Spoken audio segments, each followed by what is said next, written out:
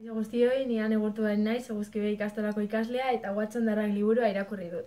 Watson Darrak liburuaren idazlea Jane Austen da, itzultzailea Ana Isabel Morales, ilustratzailea Sara Morante eta argitaletzea denon artean.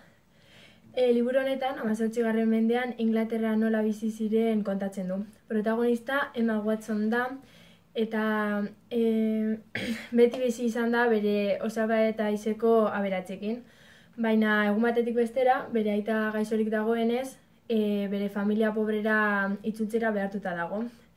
Bere familia pobreziatik ateratzeko ezkontzera behartzen dute, eta horretarako dantzaldietara joan behar da. Ezkontza lortuko aldu, pobreziatik aterako alda. Kontaketa hau asko gustatu zait, aintzinako bizimodua zelan den irakasten duelako, eta oso ondo idatzita egoteaz gain oso erreza delako irakurtzeko. Benetan gomendatzen dut liburu hau, pila bat gustatu zaidalako. Eskerrik asko, agur!